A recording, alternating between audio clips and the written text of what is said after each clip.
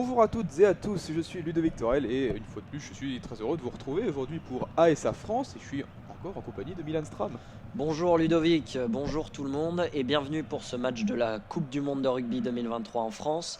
C'est le groupe C cet après-midi à 17h45 dans quelques minutes ce samedi 16 septembre et c'est un match Pays de Galles-Portugal. Exactement, on se retrouve à l'Allianz Riviera de Nice. C'est une confrontation qui n'a jamais eu lieu en Coupe du Monde puisque le Portugal n'a participé qu'une seule fois, c'était en 2007, et qu'ils n'avaient pas été dans la poule des Gallois, ils avaient été avec les Néo-Zélandais, les Écossais, les Italiens et les Roumains. Une poule dont il était sorti sans aucune victoire malheureusement pour eux. Et le Portugal, c'est son premier match dans cette Coupe du Monde, donc sa deuxième participation après 2007. Alors que les Gallois, évidemment, c'est leur 10e participation. Ils ont participé à toutes les éditions. Et c'est déjà leur deuxième match puisqu'ils ont joué la semaine dernière face aux Fidji. Une rencontre qu'ils ont gagnée 32-26, mais qu'ils ont eu beaucoup de mal à remporter. Ils ont eu très chaud en fin de match. Voilà, donc ça c'était pour le bilan des deux équipes. On rappelle que pour situer ces commentaires en audio description, nous sommes sur le côté du terrain, un terrain qu'on va diviser en 4 parties. Donc on a d'abord la zone A qui commence à l'embut de notre gauche et qui s'arrête à la ligne des 22 mètres. Ensuite nous avons la zone B qui poursuit cette ligne jusqu'à la ligne médiane, donc qui est à notre gauche. De même manière, sur notre droite, on a la zone C qui va de la ligne médiane aux 30 mètres, la ligne des 30 mètres sur notre droite. Et ensuite, de la ligne des 22 mètres à la fin de l'embut, nous avons la zone D. Mais vous inquiétez pas, on en parlera aussi plusieurs fois dans le match. Et il est maintenant temps de vous donner les compositions des deux côtés. Et on commence par le Pays de Galles avec pour les avants les deux piliers, Nicky Smith, le numéro 1 à gauche, et à droite Dylan Lewis, le numéro 3. Le talonneur capitaine et numéro 2, c'est Dewey Lake. En deuxième ligne, Christ Chiunza est associé à David Jenkins. En troisième ligne, on a Dan Lydiat et Tommy Reffel. Le troisième ligne centre est le très expérimenté Tolupe Faletao. Le demi de mêlée est Thomas Williams et le demi d'ouverture, numéro 10, Gareth Enscombe. Les trois quarts centres sont Johnny Williams et Mason Grady, les numéros 12 et 13 respectivement, tandis que les trois quarts L sont Rio Dyer et Louis Rhys-Zammit, les numéros 11 et 14. Enfin, Lee Halfpenny est l'arrière pour le Pays de Galles avec son numéro 15 et c'est sans sélection. Ensuite, maintenant pour le Portugal, en pilier, nous avons à gauche Francisco Fernandes, le numéro 1, et à 3, le numéro 3, le Anthony Alves. Pour la fin de la première ligne, nous avons le talonneur Mike Tadger, le numéro 2. En deuxième ligne, nous avons le numéro 4, Martim Bello, le numéro 5, Stevie Cerqueira. En troisième ligne, nous avons le 6, Joao Granate, et le numéro 7, Rafael Simons. Pour le numéro 8, nous avons Nicolas Martins, le troisième ligne centre. Ensuite, on passe aux arrières avec le numéro 9, le demi de mêlée Samuel Marques, le numéro 10, demi d'ouverture Geronimo Portela. En trois quarts nous avons le 11, Rodrigo Marta, et le numéro 14, Vincent Pinto. Pour les trois quarts centre, nous avons le capitaine, on retrouve Thomas Appleton, numéro 12, et enfin le numéro 13, trois quarts centre, José Lima, et l'arrière de cette sélection portugaise, il s'agit de Nuno Sousa Guedes. Et on se retrouve pour le début de ce match entre le Pays de Galles et le Portugal. Les Portugais en blanc à gauche du terrain, donc la zone A sera leur 22 mètres, la zone B de leur 22 mètres à la ligne médiane, la zone C sera de la ligne médiane aux 22 mètres du Portugal et la zone D sera les 22 mètres du Portugal, les Portugais qui jouent eux à notre droite en noir. Et ce sont les Portugais pour leur première participation, leur deuxième participation à la Coupe du Monde et leur premier match dans cette Coupe du Monde qui donne le coup d'envoi et vont directement botter dans les 22 du Pays de Galles. Les Gallois qui se redégagent et on est maintenant dans la moitié de terrain galloise. Les Portugais qui perdent le ballon, ce sont les Gallois qui remettent la main sur le ballon. On se retrouve avec les Gallois au centre, dans leur moitié de terrain, donc dans la zone C du terrain. Ils essayent de poser un ruck pour repartir et ils vont partir tout de suite vers les extérieurs. Pas de jeu au pied cette fois On essaye d'attaquer tout de suite et on avance bien parce qu'on atteint le milieu de terrain. Faletao qui est trouvé sur le côté, le numéro 8, très explosif du Pays de Galles. On a passé le milieu de terrain, on est à gauche de l'attaque et on a justement passé la ligne médiane. On recule un peu avec des passes, mais on essaye de trouver au large des solutions. 13, ouais. Le numéro 13 stoppé, on a un peu reculé, on perd même le ballon côté gallois avec un superbe grattage portugais dans un des premiers rucks. Il a réussi à mettre la main sur le ballon et le plaqueur gallois n'a pas relâché le ballon comme il doit le faire après avoir été plaqué. C'est donc une pénalité pour les Portugais au niveau de la ligne médiane, légèrement à gauche pour eux. Et ils vont prendre tout de suite une pénale touche pour aller investir les 22 mètres gallois. Alors qu'on revoit l'action sur le côté quand même des Gallois avec Faletao, le surpuissant numéro 8 gallois qui avait réussi à casser un plaquage. Mais ensuite en écartant de l'autre côté vers la droite du terrain, les Gallois, malheureusement pour eux, qui ont perdu ce ballon. Toujours 0-0 après 2 minutes entre le Pays de Galles et le Portugal. Touche donc, introduction Portugal récupérée grâce à la pénale touche. Ça joue bien avec Mike Tadger, ensuite le numéro 11, Rodrigo Marta, le 3/4 L. Ouais, une belle combinaison, on a réussi à transpercer, à gagner déjà quelques mètres. On est maintenant à 10 mètres de la ligne. On recule un peu là sur quelques plaquages, on a reculé à 15 mètres environ. On est dans la zone D du terrain, les 22 mètres gallois. Et on vient insister dans l'axe du terrain côté portugais avec du jeu à une passe. On essaye de lancer les gros, comme on les appelle, les avants, qui essayent de travailler pour poser le jeu et pour essayer de gagner à chaque contact quelques mètres. Et l'attaque avec Nuno Sousa Guedes. Voilà le numéro 15 portugais qui a réussi à éviter un plaquage. On avait été chercher un peu l'aile. Maintenant on est tout à fait à droite du terrain. Et le demi de mêlée portugais qui essaye d'écarter malheureusement.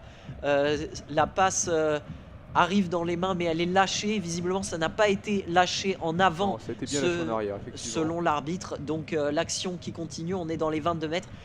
Et là les Portugais ont perdu le ballon mais l'arbitre qui décide de revenir à la faute pour une faute galloise dans un ruck précédent. On revient donc sur le côté droit des 22 mètres gallois et les Portugais qui vont profiter de cette pénalité pour prendre les points et essayer donc de marquer leur premier point dans cette Coupe du Monde 2023. C'est leur premier match, c'est leur première minute et ils pourraient ouvrir le score face au Pays de Galles. Oui, très belle rentrée pour l'instant des Portugais qui me font forte impression sur cette première action. C'est vrai que c'est assez impressionnant. Sur la touche, il y a donc la touche initiale après la pénale touche obtenue. Il y a une superbe combinaison avec le capitaine portugais, comme tu l'as dit Ludovic, qui est trouvé et qui recherche à l'intérieur un joueur. Ça a réussi à casser un plaquage, ça n'a pas réussi à gagner tant de mètres que ça, mais ça montre qu'ils sont venus avec des idées alors qu'ils ne sont pas du tout favoris face au Pays de Galles qui évidemment a beaucoup plus d'expérience dans la compétition. Loin de là, et là on est sur la pénalité qui va être tirée par Samuel Marques et qui tape c'est dommage. Du poteau. C'est dommage, il n'était pas très loin, mais ça fait donc toujours 0-0 entre il les Gallois et les était à Portugais. droite des poteaux, il n'a pas réussi à croiser assez sa tentative, donc ça touche l'extérieur du poteau droit et ça sort. C'est malheureux parce que c'est la première pénalité, il doit y avoir la pression de jouer pour son pays, sa deuxième Coupe du Monde, sachant que beaucoup en 2007 ne jouaient pas encore et donc c'est la première pour eux. On a même vu un joueur portugais pleurer pendant l'hymne, c'est dire toute l'émotion. Ça peut expliquer cette pénalité ratée, mais il faut avouer que ça n'était pas la plus dure. On espère qu'il va réussir à se concentrer pour réussir les prochaines. Oui, en effet, c'est souvent un mauvais signal quand même mentalement, mais on espère qu'il réussira à se reprendre. Alors que les Gallois peuvent donc se dégager avec... ils peuvent renvoyer de leurs 22 mètres et le ballon est donc au milieu de terrain récupéré par les Portugais qui peuvent le stabiliser. Ils essayent de partir vers l'extérieur avec le numéro 7 qui revient dans le trafic. Ça, le Portugal qui pour l'instant n'est pas venu pour faire de la figuration et là c'est encore rencontré une nouvelle fois. Portugal a récupéré pour un Gallois qui lâche la balle, le numéro 9 Williams. Mais les Portugais qui ont essayé de jouer un petit jeu au pied pour aller investir les 22 mètres. Le ballon qui a été récupéré et sécurisé par les Gallois, donc à droite de leurs 22 mètres. Mais les Portugais qui sont très vite montés pour les empêcher d'avancer et qui donc les acculent dans leurs 22 mètres. C'est un début de match un peu surprenant parce que c'est vraiment les Gallois les Portugais, voilà le lapsus qui révèle qu'on s'attendait à ce que les Gallois dominent ce début de match. Et pour l'instant, c'est les Portugais qui, en tout cas dans l'occupation, sont largement dominateurs. C'est ça, et là encore... le dégagement gallois au niveau de la ligne médiane, bien réceptionné par les Portugais. On est donc légèrement dans le camp portugais, mais ils vont tout de suite essayer de passer la ligne médiane pour réinvestir le camp gallois. Et Portugal qui pour l'instant est bien plus dangereux. Après, ça ne fait que et Samuel Marquez qui tente un petit coup de pied par-dessus, une toute petite chandelle, c'est pas allé très haut. Et un joueur portugais qui a réussi à récupérer le ballon derrière. On est donc dans la zone C, derrière les 40 mètres portugais. Et les Portugais qui donc ont réussi à récupérer ce petit coup de pied, gagner une vingtaine de mètres grâce à ce super mouvement très osé. Ils osent vraiment des choses variées et très techniques pour une nation qui n'est pas du tout favorite dans ce début de match. Le demi de mêlée qui est vraiment partout, qui lance ses joueurs dans l'axe du terrain. On arrive à casser des plaquages, trouver des décalages. Maintenant on peut écarter. Malheureusement c'est un pilier qui s'est retrouvé dans une position d'ailier, qui a tenté un petit coup de pied mais ça a été contré.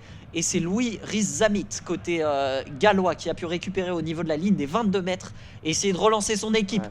Et ça relance très bien côté Pays de Galles cette fois, avec le numéro 13 qui a pu être trouvé en bout de ligne et accélérer et gagner là même à peu près 40 mètres. On est maintenant dans la partie de terrain portugaise, dans la zone B du terrain. On est revenu dans l'axe côté gallois. On enchaîne les deux équipes qui développent vraiment du jeu dans ce début de match. Le numéro 7 qui trouve Louis Rhys-Zammit sur le côté. Il se l'envoie à suivre. Un petit coup de pied pour lui-même. Il va la récupérer et il l'emmène au fond. Il vient aplatir dans l'embut et il vient célébrer comme CR7 Cristiano Ronaldo, le joueur de football portugais. Alors, est-ce que c'est pour narguer les Portugais de faire la célébration d'un joueur de leur propre patrie? En tout cas, il faut le dire, c'est un superbe essai du Pays de Galles, alors qu'on revient très loin dans l'action. Là, la réalisation de M6 qui diffuse le match nous montre le petit coup de pied par-dessus du Portugal, qui avait réussi à gagner beaucoup de place de terrain et à investir les 22 mètres. Et là, on revient beaucoup plus tard dans l'action avec les Gallois qui relancent de leurs 22 mètres, qui trouvent du décalage sur le côté gauche du terrain, qui ensuite écarte totalement le numéro 7 Reffel, qui décale sur tout à droite Louis Rhys-Zammit, le 3/4 L, le numéro 14, qui tape un petit coup de pied rasant à suivre pour lui-même. Le rebond est bon pour lui, il peut le récupérer dans le dos de la défense et aller conclure légèrement en coin, le coin droit de cet embut portugais. Et donc la transformation qui va être tentée par Lee Halfpenny, le numéro 15, l'arrière gallois, arrière historique du Pays de Galles, puisqu'il honore sa 101e sélection. Et parfait, ça passe pile au milieu des poteaux. Ça fait maintenant 7-0 pour les Gallois sur leur première attaque finalement. Mais ouais, c'est terrible pour le Portugal, qui avait fait un début de match tonitruant, qui nous avait vraiment surpris en attaquant très fort, en prenant les Gallois à la gorge, en tentant des choses difficiles, des choses osées. Et la prise de risque, c'est qu'ils ont mis peut-être trop de pression dans les 22 mètres gallois et qu'ils se sont fait avoir sur cette contre-attaque très très bien négociée par le 15 du Poireau, le surnom de cette équipe galloise. À la 10e minute, donc 7-0 pour le Pays de Galles, un essai transformé à 0 face aux Portugais qui dégagent loin pour la remise en jeu. On arrive tout de suite dans les 22 mètres gallois. On pose un ruck pour essayer de dégager. Ce sera une longue chandelle, donc un ballon très haut, pour essayer de récupérer le ballon, parce que si on l'envoie trop loin, les joueurs ne pourront pas courir le récupérer évidemment. Mais c'était osé d'essayer de le récupérer, mais les joueurs gallois qui ne sont pas arrivés à temps, les Portugais qui au milieu de terrain peuvent sécuriser ce ballon et repartir. Ils n'ont pas l'air de se démonter là sur cette nouvelle phase de jeu après l'essai. Ils essayent de jouer au milieu de terrain. c'est un centre qui est en train de naviguer au milieu de terrain. Il s'est retrouvé dans le trafic. La défense très dense du Pays de Galles qui a eu le temps de se replacer. Et là, visiblement, on va faire un jeu au pied. Le demi de mêlée qui tente une chandelle au niveau des 40 mètres. C'est très disputé, mais c'est finalement les Gallois qui réussissent à récupérer ce ballon et qui vont écarter. Attention, on peut avoir du décalage à nouveau avec Louis Riz-Zamit, celui qui a marqué l'essai il y a quelques minutes, qui là, par contre, n'a pas pu taper au pied cette fois. Il s'est fait plaquer rapidement. On est toujours dans la moitié de terrain galloise, mais le demi de mêlée qui arrive à passer un plaquage, casser la ligne et se retrouver dans l'autre moitié de terrain. On vient de passer la ligne médiane. On est complètement à droite du terrain et les Gallois qui continuent à pousser. On écarte maintenant vers la gauche de l'attaque. Mais la bonne défense offensive des Portugais qui continue à faire reculer les Gallois. Ils ont réussi à se replacer et on utilise à nouveau le jeu au pied. Côté gallois, un long jeu au pied. Là, c'était pas un jeu au pied pour récupérer le ballon, mais c'était clairement pour occuper le terrain, puisqu'il y avait voilà, mettre la pression sur l'arrière qui était tout seul en fond de terrain dans ses 22 mètres. Mais il a eu le temps de récupérer ce ballon et de taper pour dégager son camp.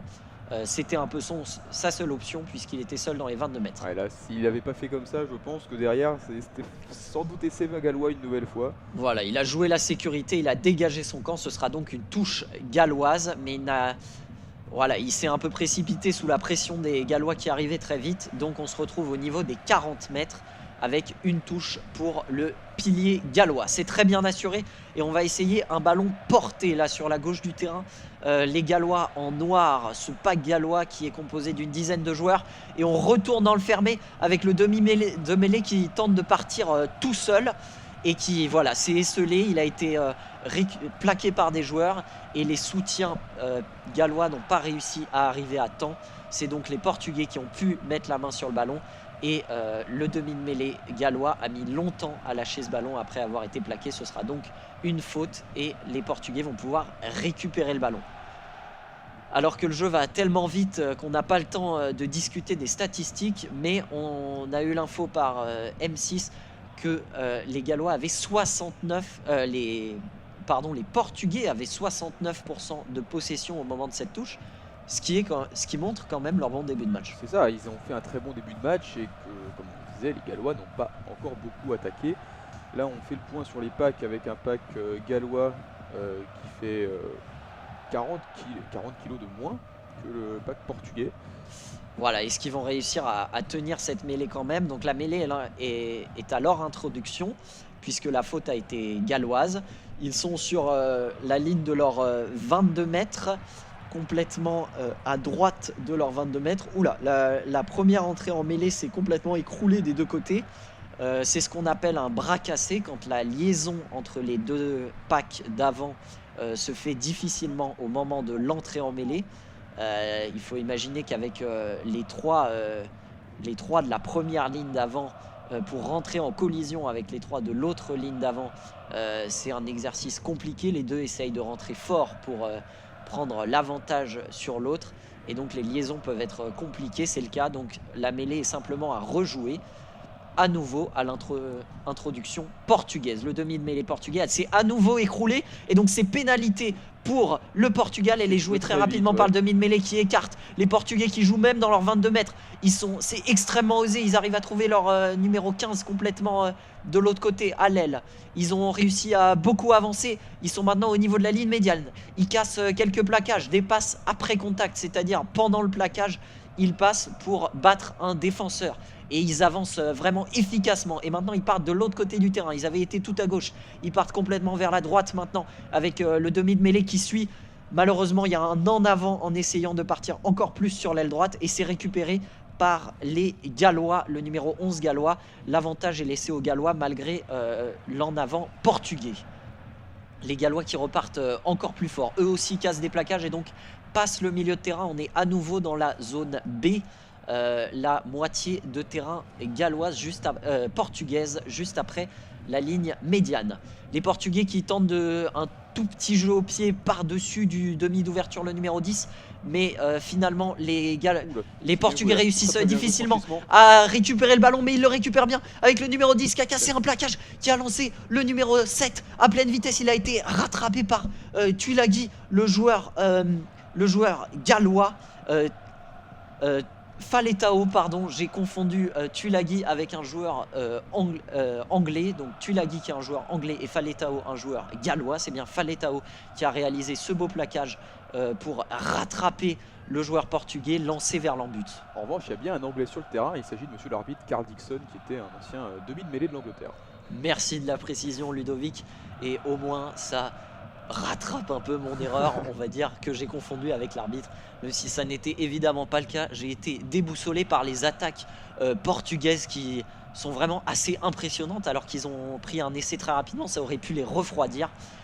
Et derrière, les Gallois ont récupéré le ballon et les Portugais sont sanctionnés dans un ruck pour un plaqueur qui ne relâche pas le joueur. Donc oui, quand un joueur est plaqué, il doit lâcher le ballon, mais son plaqueur doit lui lâcher le joueur plaqué quand les joueurs se retrouvent au sol pour que la phase de ruck puisse s'enclencher. C'est donc une pénalité pour le Portugal. Le Portugal qui avait réussi un peu à avancer après avoir récupéré le ballon en catastrophe dans ses 22 mètres.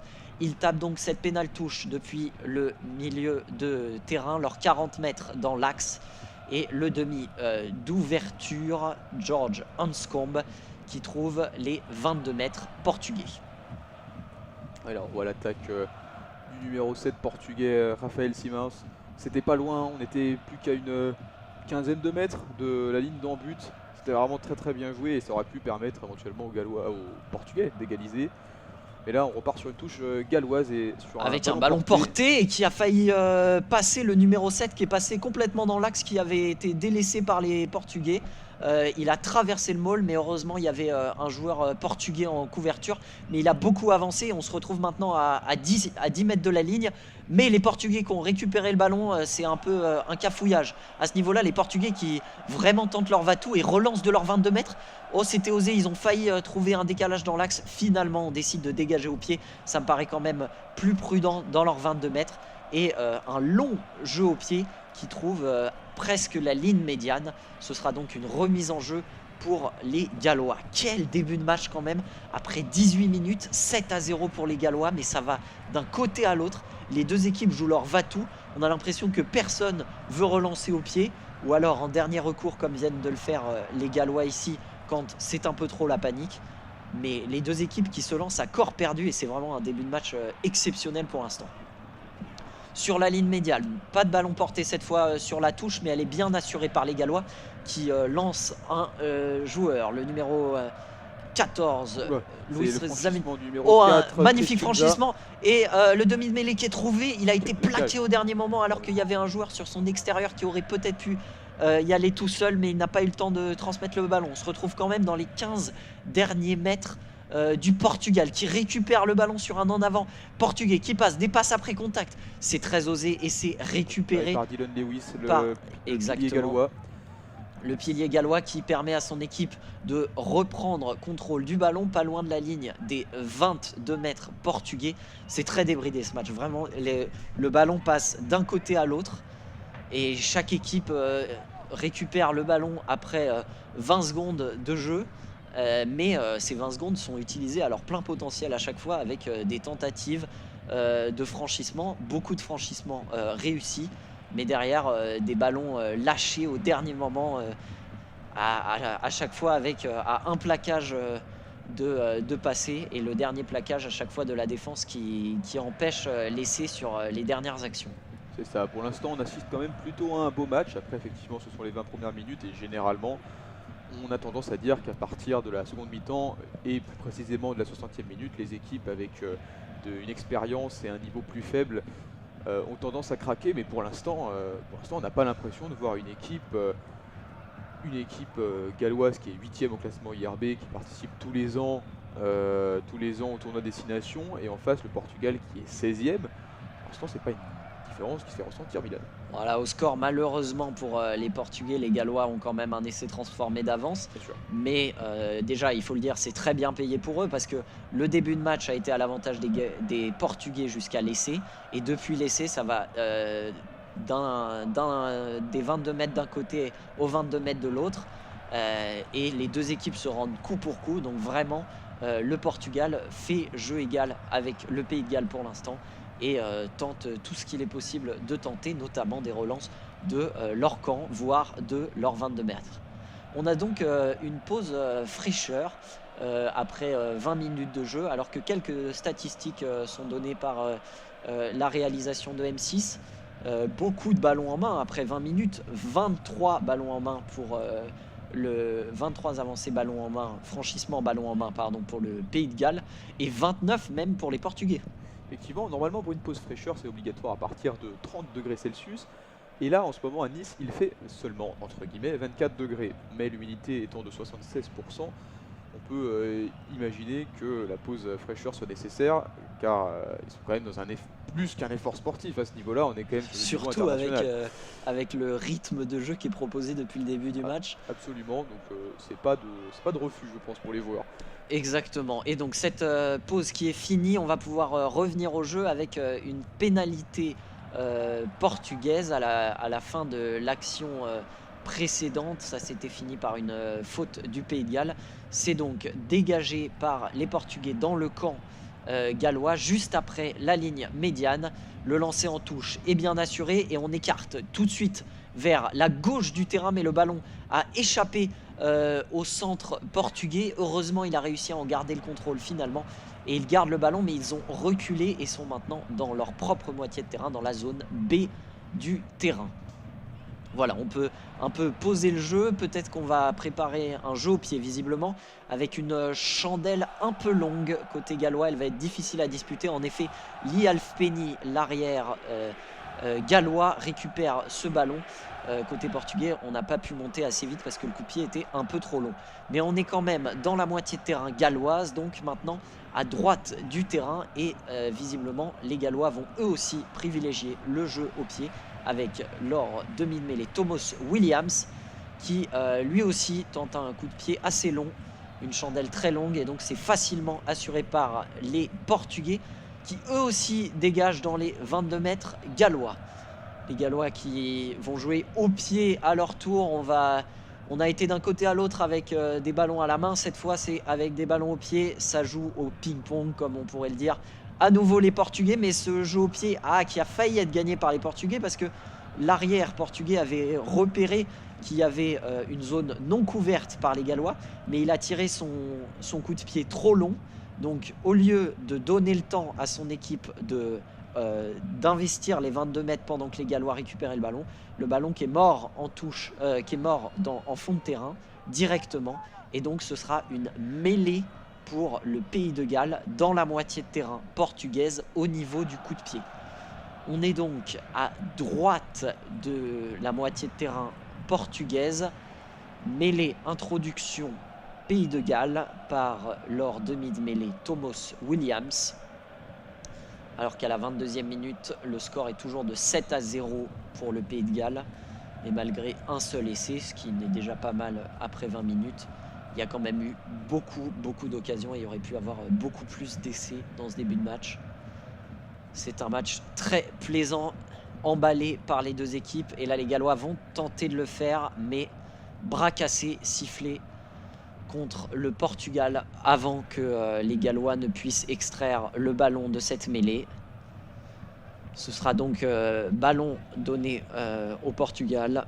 Le pilier et capitaine portugais qui ne comprend pas. Le Portugal qui peut quand même être très heureux d'être ici parce qu'ils sont un petit peu miraculés si on se penche sur le schéma des qualifications, parce qu'ils participent au tournoi destination B, donc de deuxième division, entre guillemets deuxième division du rugby international européen. Et il se trouve que cette année, la Géorgie avait terminé première de ce tournoi, ce qui fait qu'ils se sont qualifiés immédiatement. Le deuxième se qualifie immédiatement également, Alors que ça joue très vite. Ouais, je me on permets de va vous couper interrompre. parce qu'il y a eu un bras cassé, mais ça a été joué très rapidement par le Portugal sur le Pays de Galles sur cette deuxième mêlée. Et ils ont réussi à avancer jusqu'à la ligne des 22 mètres. Et par contre, un ballon lâché au plaquage au contact en avant. Oula, le joueur portugais, c'était le demi de mêlée qui a tenté une passe, une chistera, donc un ballon dans le dos. Très compliqué, très risqué, surtout dans ces 22 mètres. Personne n'était à la réception, mais avec l'en avant gallois juste avant, l'arbitre qui est revenu à l'avantage, ce sera donc une mêlée pour les Portugais au niveau de leur ligne des 22 mètres. Voilà, exactement. Donc du coup, je disais, l'Espagne avait fini deuxième de ce tournoi à destination B, la Roumanie troisième, le Portugal quatrième. Mais l'Espagne a été disqualifiée pour la deuxième compétition consécutive. Donc ça a rebattu un peu les cartes parce que ça a mis la Roumanie qualifiée d'office. Et le Portugal a fini troisième et a donc pu participer au barrage et où ils ont triomphé notamment des États-Unis. Et c'était un scénario rocambolesque face aux États-Unis. Absolument, puisqu'ils participent contre le Kenya et Hong Kong. Et à la différence de points, après un match nul contre les États-Unis obtenu face à une pénalité de dernière minute, le Portugal a fini par se qualifier. Alors qu'après la mêlée qui vient d'être jouée, les Portugais qui dégagent au pied au niveau des 22 mètres gallois et qui montent très vite. Les Gallois qui n'ont pas pu développer leur jeu mais qui ont gardé possession du ballon. On est toujours au niveau des 22 mètres dans l'axe. Et le demi d'ouverture, Gareth Enscombe qui tente une longue transversale, c'est disputé par Louis Rizzamit.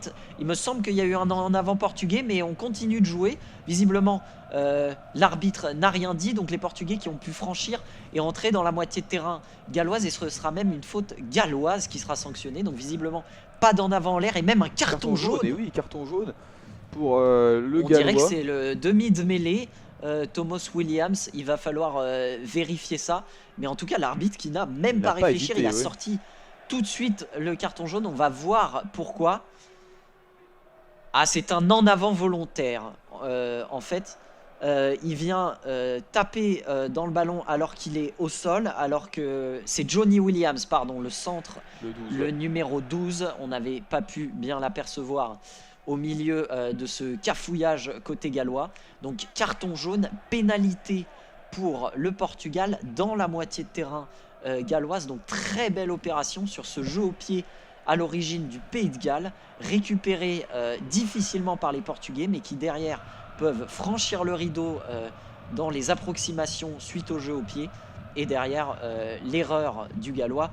Est-ce que c'est une erreur du numéro 12 gallois ou est-ce qu'il a fait exprès pour essayer d'annihiler cette vraie occasion? Parce que si les Portugais réussissaient à continuer cette action, il n'y avait plus de rideau côté gallois et ça pouvait filer à l'essai. On pourrait penser qu'il a fait exprès puisque l'arbitre n'a vraiment pas bronché. Il a sorti le carton jaune direct, il n'a même pas besoin de l'aide de ses assistants ou quoi que ce soit. Donc, ouais, la vidéo n'est pas revenue dessus, c'était assez évident. Donc la pénale touche jouée par les Gallois qui donc ont décidé de ne pas prendre la pénalité, c'était un peu excentré et ils tentent un ballon porté, mais malheureusement ça a commencé à avancer mais ça a été poussé en touche au niveau des 22 mètres par les Gallois qui vont donc probablement récupérer la remise en jeu, la touche, alors qu'après la pénale touche, évidemment la remise en jeu était portugaise. C'est tout l'intérêt de chercher la touche après une pénalité. Il y a aussi trois autres options: prendre la mêlée, la jouer rapidement simplement en tapant le ballon avec le pied et en allant courir sur la défense immédiatement, ou prendre les points, ce qu'ils ont décidé de ne pas faire. Ça n'était pas très bien positionné, pas dans l'axe. Donc le Pays de Galles qui peut jouer cette touche et lui-même enclencher un ballon porté dans ses 22 mètres. Ça n'avance pas, c'est donc un dégagement du demi de mêlée Thomas Williams qui trouve directement la touche dans la moitié de terrain portugaise. Très très long dégagement. Et donc on est juste après la ligne médiane côté portugais dans la zone B du terrain et on est complètement à droite du terrain dans le sens de l'attaque, donc l'attaque galloise. Mais ça va être une remise en jeu portugaise donc sur ce dégagement gallois de Mike Tadger, le capitaine portugais qui fait la remise en jeu. Grosse pression galloise, mais le ballon est conservé par les Portugais. qui tente du jeu à une passe pour essayer de se stabiliser et pour préparer probablement un jeu au pied, parce qu'avec la défense très offensive des Gallois, ils ont fait reculer jusque dans leurs 22 mètres les Gallois. C'est donc un dégagement depuis les 22 mètres qui ne va pas être mis en touche. Donc depuis leur propre ligne des 22 mètres, c'est les Gallois maintenant qui peuvent essayer de relancer avec Lee Halfpenny, l'arrière qui tape une chandelle pour lui-même et qui va la récupérer. Il a couru assez rapidement pour récupérer ce ballon sous la chandelle et là contesté aux Portugais. On peut vite écarter côté gallois maintenant qu'on a récupéré le ballon avec une superbe combinaison, et le numéro 13 qui se retrouve esselé sur l'aile. Il est rattrapé par la patrouille portugaise, il est poussé en touche, mais le Portugais a touché le ballon. Est-ce que ce sera une touche galloise ou portugaise? Visiblement portugaise. On décide de jouer vite la touche pour permettre au demi d'ouverture portugais de dégager, et on l'a joué vite parce qu'il n'y avait plus personne en couverture. Lee Halfpenny, l'arrière qui est censé couvrir l'arrière du terrain côté gallois, il avait évidemment été occupé à récupérer la chandelle un peu plus tôt dans l'action. Ça n'empêche pas les Gallois de repartir à l'attaque avec ils ont relancé très fort et ils se retrouvent à nouveau au niveau de leurs 22 mètres. Ça va vraiment d'un bout à l'autre du terrain, c'est impressionnant ce match, et c'est écarté maintenant avec le superbe franchissement de Faletao qui est rentré dans la moitié de terrain galloise, mais il a perdu ensuite le ballon dans un deuxième temps. Les Portugais qui peuvent se relancer, et superbe jeu au pied des Portugais.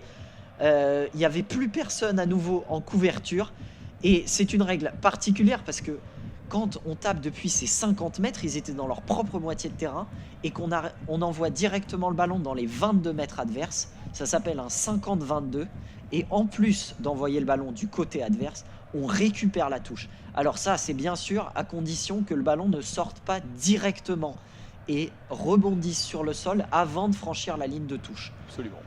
Donc c'est un geste technique très compliqué qui a été mis, c'est une règle qui a été mise en place récemment par World Rugby, l'instance du rugby, pour pousser les équipes à prendre plus de risques, parce que pour essayer de piéger l'autre équipe en la prenant à revers quand elle ne couvre pas assez bien le fond de terrain. Pour le Portugal. Le Portugal qui a joué cette touche et qui essaye d'écarter maintenant avec le numéro 14, mais il s'est retrouvé face à son vis-à-vis Lee Halfpenny qui a super bien défendu son 1 contre 1. Mais on reste avec une possession portugaise à 10 mètres de la ligne après ce superbe 50-22. Ils sont donc dans les 22 mètres à droite du terrain. Le numéro 8 qui a fait un pick and go, qui a donc récupéré le ballon dans le ruck et essayé de partir tout seul, mais c'était un peu trop posé parce que du coup il s'est esselé, ses soutiens n'étaient pas là pour protéger le ruck, et donc les Gallois qui ont pu mettre la main sur le ballon, c'est Lee Halfpenny, l'arrière, qui a mis la main sur le ballon et qui a obligé le plaqueur à ne pas lâcher le ballon pour ne pas le perdre, ce qui est évidemment interdit. C'est donc une pénalité pour le Pays de Galles à 5 mètres de leur ligne. Très très bonne défense de Lee Halfpenny qui sauve le Pays de Galles là-dessus. Et la pénalité, on va aller trouver la pénale touche pour dégager son camp. On est presque au niveau de la ligne médiane, légèrement dans le camp gallois. On est resté dans le camp gallois. Et ce sera donc une touche envoyée par les Gallois qui vont pouvoir relancer une offensive après avoir été tout près de subir un essai. Ça avait été super bien écarté à droite par les Portugais, mais derrière le numéro 8, Nicolas Martins, qui essaye un peu trop d'y aller tout seul. Il avait vu un espace, il a réussi à avancer, mais après il s'est esselé et il a commis la faute. Le ballon porté au milieu de terrain par les Gallois qui essayent d'avancer. Le ballon est entre les mains de Dewey Lake, le capitaine, qui transmet à son demi de mêlée Thomas Williams. Il a essayé de transmettre dans le fermé, mais il a été plaqué juste à temps. On a des petites passes tout de suite. On s'envoie la balle dès qu'on la reçoit côté gallois pour essayer de trouver un décalage, mais la défense très bien regroupée des Portugais dans l'axe. On va donc visiblement jouer au pied avec une chandelle du demi de mêlée Thomas Williams, bien réceptionné par le numéro 10 Geronimo Portela. Superbement réceptionné par le Portugal, qui peut à nouveau dégager son camp par le demi de mêlée Samuel Marques, qui renvoie les Gallois dans leurs 22 mètres. Mais pas pour longtemps, c'est redégagé à nouveau par les Gallois au pied vers les 22 mètres portugais cette fois. Les Portugais à nouveau au pied après une passe. On relance vers les 22 mètres gallois. C'est à nouveau un ping-pong. Et c'est à nouveau un long tir au pied des Gallois avec rebond. Mais là, les Gallois qui peuvent monter rapidement. Et en plus, il y a eu une approximation portugaise. Finalement, le ballon a bien pu être réceptionné. Mais on a perdu du temps et les Gallois ont pu monter. Donc pour l'instant, les Gallois sont en train de gagner ce jeu de gagne-terrain au pied. Et finalement, sur ce dernier dégagement portugais, les Gallois qui décident de jouer à la main. Ils sont au niveau de la ligne médiane. Et ils ont enfin réussi à se reposer avec le demi de mêlée qui pose des rucks, fait jouer les avants pour replacer sa ligne d'attaque et essayer de relancer une offensive à la main cette fois. Ce jeu au pied qui est un peu frustrant mais qui peut être très réussi, comme là les Gallois qui ont réussi à gagner du terrain finalement à l'issue d'un long jeu au pied, d'une longue séquence de réponses galloises et portugaises. Une nouvelle chandelle mal réceptionnée par les Portugais, mais finalement ils peuvent récupérer le ballon sans commettre d'en avant et dégager à nouveau en réalisant ce fameux 50-22. Ouais, c'est magnifique. Donc avec un rebond dans l'air du terrain, mais ensuite le ballon qui va en touche, ils récupèrent donc la touche puisqu'ils l'ont envoyé de leurs 50 mètres directement dans les 22 Gallois. Et à nouveau, plus personne en couverture côté gallois parce qu'ils ont mis toutes leurs armes à l'offensive. Alors on voit le sélectionneur portugais Patrick Slagisquet, le français qui a plusieurs sélections, une quarantaine de sélections je crois avec le 15 de France, qui peut serrer le point de victoire avec ses adjoints. Ouais, parce que ce 50-22 ça permet aux Portugais de récupérer la possession à l'entrée des 22 mètres gallois, tout à gauche du terrain dans cette zone D. Ouais. Le lancer est bien assuré, on essaye de lancer un ballon porté, mais les Gallois ont l'air de très très bien résister, ça avance peu, quoique peut-être une petite avancée. La défense galloise dans ce ballon porté qui se décale un peu, ça n'avance pas trop, donc le demi de mêlée portugais qui décide d'écarter. Finalement on va essayer d'aller chercher l'autre aile, mais le numéro 11 bien coffré au centre du terrain. C'est le ballon gardé avantage portugais par Vincent Pinto. Oui, un hors-jeu probablement niveau gallois. On a monté trop vite sur la ligne d'attaque. Et c'est important de marquer maintenant pour les Portugais parce qu'il reste... Et comme il y a l'avantage, il tente un drop. Donc le drop qui va vers les perches, il n'est pas marqué, il est juste à côté. Donc le drop qui consiste, évidemment, ce geste technique à faire tomber le ballon. On a le droit de le faire tomber en avant exceptionnellement si on tape au pied dans la foulée pour aller essayer de marquer 3 points. Ça marque autant de points qu'une pénalité. Et donc là, il a bien fait de le tenter parce que soit il récupère 3 points en marquant le drop, soit on revient à l'avantage qu'avaient obtenu les Gallois. Effectivement, c'est très intelligent et je précise que pour le drop, il faut faire rebondir le ballon juste avant. Même si c'est un tout petit rebond, par exemple sur les 3 drops de Ford contre l'Argentine la semaine dernière, effectivement c'est tellement bien exécuté qu'on voit presque pas le rebond. Lui en avait réussi 3, là malheureusement il est raté, mais c'était une belle tentative. Et évidemment ce sont les Portugais qui récupèrent ce ballon et qui vont donc dans l'axe du terrain, à peu près au même endroit où le drop a été tenté, tenter une pénalité qu'ils ont récupérée grâce à l'avantage et la faute commise par les Portugais un peu avant dans l'action. Et donc ça va être une pénalité qui va être tentée à peu près au même endroit. Et je pense ce coup de pied il est plus facile à tenter en pénalité qu'en drop. Oui, c'est clair. Évidemment parce que là le joueur a tout le loisir, tout le temps de réussir cette pénalité comme il le fait. Et ça passe. Les 3 premiers points marqués par Samuel Marques, le demi de mêlée portugais qui tape donc les coups de pied. Il en avait raté une un peu plus tôt dans le match. Elle était un peu excentrée. Là, elle était plein axe au niveau à peu près des 30 mètres. Et ça rentre entre les poteaux 7-3 après 37 minutes de jeu dans ce match. 37 minutes d'une intensité complètement folle. On en est presque à la mi-temps.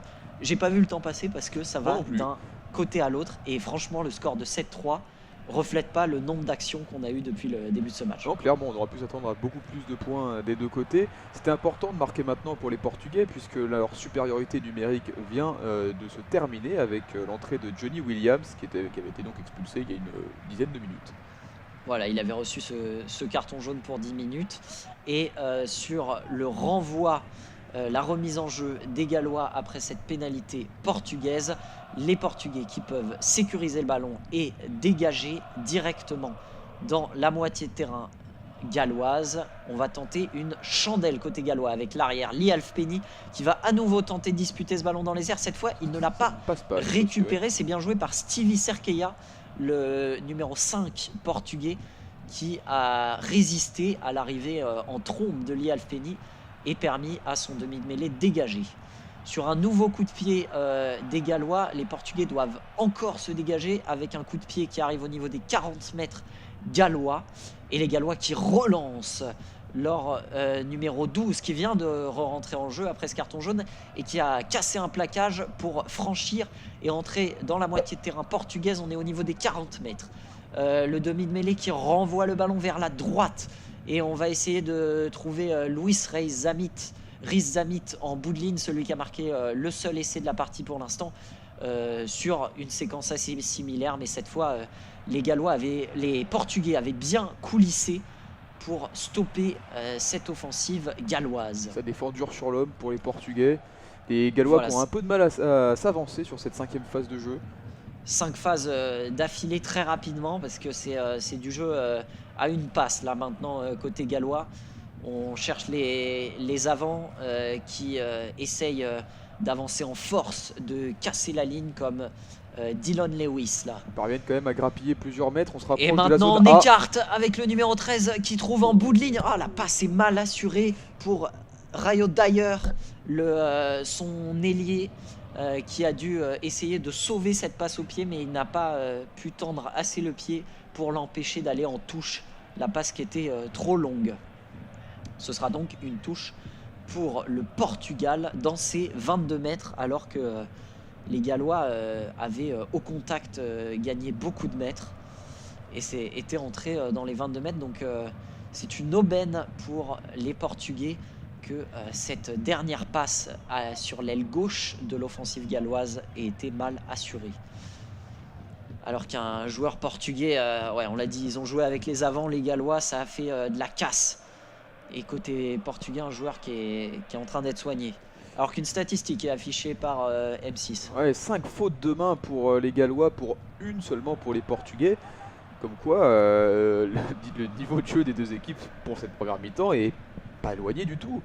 Non, après il faut dire que côté gallois maintenant, après un tout début de match complètement à l'avantage des Portugais, le match est un peu fou, les Portugais jouent très bien, mais les Gallois quand même sont un peu plus à l'offensive en ce moment. Donc forcément plus d'attaques dit plus de fautes de main. Mais ça souligne aussi la propreté des Portugais qui jouent à la main. C'est pas comme si ils ne faisaient pas de fautes de main parce qu'ils ne tentaient rien. Absolument. Ils tentent et ils tentent avec beaucoup de réussite. Donc là, on a une autre statistique, c'est qu'on est sur, pour qu'il montre qu'on est sur un match vraiment équilibré. Comment le montrer mieux que ça? Comment le montrer mieux avec cette l'occupation, donc avec 20% du temps de jeu qui s'est déroulé dans les 22 mètres portugais, 20% dans les 22 mètres gallois, 30%. Donc les zones A et D. Voilà, 30% dans la zone B côté portugais et 30% dans la zone C côté gallois. Donc c'est une égalité parfaite au niveau de l'occupation du terrain. Alors que les Gallois ont récupéré le ballon après cette touche portugaise et sont maintenant donc dans les 22 mètres portugais. C'est dommage d'avoir perdu le ballon aussi près de son embut côté portugais. Et on essaye maintenant d'écarter vers la droite de l'attaque côté gallois. On sécurise un ruck et on continue à jouer de ce côté droit qui est maintenant le côté fermé. Johnny Williams qui se heurte à une très bonne défense. Nicky Smith, l'avant, qui casse un plaquage, qui progresse. Il a gagné 3 mètres là en battant son vis-à-vis. Oh, qu'est-ce qui s'est passé? Qu'est-ce qui s'est passé? L'arbitre qui ne laisse pas l'avantage. Alors il y a un Gallois qui avait réussi à écarter assez pour presque atteindre l'embut, mais l'action qui a été arrêtée avant par l'arbitre qui avait sifflé une pénalité. Il n'a pas laissé l'avantage aux Gallois. C'est un peu dommage pour le coup parce qu'il y avait du surnombre sur l'aile. Et donc ce sera une pénalité pour les Gallois, ce qui est quand même très bien, parce que c'est une pénalité juste devant les poteaux, mais ils ne vont pas la prendre au pied, ils enchaînent tout de suite en jouant la pénalité rapidement. C'est le numéro 2, Dewey Lake, le capitaine, qui a pris ses responsabilités, qui a porté ce ballon. Et donc maintenant, on essaye en force d'aller passer sur la ligne d'essai, et c'est payant, puisque c'est le deuxième essai gallois avec Johnny Williams, lui qui a pris un carton jaune, qui est revenu sur le terrain il y a 5 minutes, après un gros boulot des avants gallois. Là, la touche jouée très rapidement, la pénalité jouée très rapidement dans l'axe des poteaux. On vient pilonner la défense, et la défense qui est consommée dans le ruck, et ensuite on essaye d'écarter pour Johnny Williams, qui trouve un espace et qui en force vient battre son vis-à-vis pour aplatir au ras de la ligne. Mais justement, il va y avoir un vidéo arbitrage. C'est ça fait 12-3 si l'essai est validé, mais l'arbitre fait quand même appel au TMO. TMO, regarde, il lâche la balle. Anglais pour le vidéo arbitrage. Alors, voilà ce qui s'est passé. Donc, Johnny Williams, le numéro 12 gallois, était pris par 3 défenseurs qui sont revenus au dernier moment sur lui. Il a donc lâché ce ballon juste devant la ligne d'en but. Oui, exactement. Il l'a ensuite ramassé puis reposé derrière la ligne, mais il a donc fait en avant entre-temps. C'est donc une mêlée pour le Portugal, mais on revient à une faute du Portugal plus tôt dans l'action. C'est donc une pénalité pour le Pays de Galles à 5 mètres environ de la ligne d'en but portugaise. Cette fois, on va toujours pas prendre les points. À nouveau, on rejoue à la main, et c'est payant cette fois encore, mais cette fois je pense qu'il va être validé, et c'est à nouveau le capitaine gallois Dewey Lake qui a pris ses responsabilités, qui est parti attaquer directement la ligne de défense très fort pour essayer de se jeter dans l'en-but, et cette fois il a réussi parce qu'il était soutenu par ses 2 piliers autour de lui, et en force les défenseurs portugais n'ont pas tenu au ras de leur ligne d'en-but. Bon, voilà, un essai en force des avants gallois qui font le travail là-dessus, après que le premier essai ait été marqué par un ailier. Donc toute l'équipe galloise impliquée dans 2 essais très différents. Et donc ce deuxième essai qui porte pour l'instant le score gallois à 12-3, en attendant la transformation de Lee Halfpenny, l'arrière. Mais ça a été aplati tout près des perches, donc on le voit mal manquer cette transformation. Exactement, c'est quand même dommage pour le Portugal, qui va sans doute terminer à 14-3. On va regarder la transformation, et oui, c'est validé. Et oui, entre les perches, donc 14-3 pour le Portugal, et en effet, c'est dommage, mal payé dans cette première mi-temps. C'est vraiment mal payé, parce que le Portugal a fait plus qu'acte de présence. Ils auraient pu marquer un essai à un moment. Ils ont vraiment décidé de jouer, ils n'ont pas été du tout conservateurs alors qu'ils sont loin d'être favoris. Le Pays de Galles était largement favori. Il faut rappeler que le Pays de Galles n'est pas du tout dans la meilleure période de son histoire au niveau du rugby, mais ça reste quand même une grosse nation qui a battu les Fidji la semaine dernière, même si ça a été compliqué. C'est un des favoris pour passer en quart de finale dans ce groupe. Les Portugais, eux, font figure de petits poussés dans ce groupe, et même dans la Coupe du Monde en général. Absolument. Donc, ouais, je tiens à dire que c'est une très grosse première période du Portugal, qui a joué son va-tout et qui est très mal payé. Et côté Pays de Galles, ça n'est pas non plus volé, c'est bien payé, mais ça n'est pas non plus volé, parce qu'ils ont eux aussi développé du très beau jeu et des très beaux essais mérités quand même sur des actions de jeu très bien négociées. Évidemment, et qui arrive à sanctionner, à l'instar des Samoa face au Chili plus tôt dans l'après-midi, avec un essai à la sirène, alors que les 2 équipes faisaient plutôt jeu égal en première mi-temps. Ouais, cet essai en fin de première mi-temps qui doit faire mal à la tête des Portugais. Il va falloir se remobiliser pendant cette pause de 10 minutes. Nous aussi, on fait une pause de 10 minutes, et on vous retrouve pour la deuxième mi-temps de cette rencontre. À tout à l'heure. À tout à l'heure. On est de retour pour la deuxième mi-temps de cette deuxième journée de la Coupe du Monde de rugby 2023 en France. Pays de Galles, Portugal à Nice pour le groupe C. Et ce sont les Gallois qui lancent cette seconde période en allant tout de suite trouver les 22 mètres des Portugais. Les Portugais en blanc, les Gallois en noir, des couleurs assez inhabituelles. Oui, absolument, parce qu'en fait tout le stade est en rouge, puisque c'est la couleur des deux pays, et finalement eux ne jouent pas en rouge, donc c'est assez surprenant, mais au moins c'est original. Voilà, mais en tout cas, ces Portugais en blanc qui, depuis leurs 22 mètres, dégagent directement en touche du côté gallois. On peut refaire un tour des zones. Donc, avec le changement de côté, la zone A et B dans notre zone pour ce commentary ASA. Ces deux zones A et B représentent la moitié de terrain galloise maintenant. La zone A, c'est les 22 mètres avant l'embut gallois. Et de l'autre côté, de la ligne médiane aux 22 mètres portugais, c'est la zone C, et la zone D est celle des 22 mètres portugais. On est donc là dans la zone B, dans la moitié de terrain galloise, environ aux 40 mètres, et les Gallois qui relancent à la main après 7 touches. Il y a eu un bon franchissement de Rio Dyer, mais il n'a pas pu trouver au contact un coéquipier qui aurait pas pu partir seul. Très bon plaquage du Portugais qui l'oblige à faire un en avant. Ce sera donc une récupération du ballon pour les Portugais sous forme de mêlée à peu près au milieu de terrain. Et donc les Gallois qui repartent fort, qui essayent de faire du jeu comme durant la première mi-temps où les deux équipes se sont rendues coup pour coup. On disait juste avant la mi-temps que le Portugal avait été assez mal payé avec ce score de 14-3 pour le Pays de Galles. Ouais, c'est ça, absolument.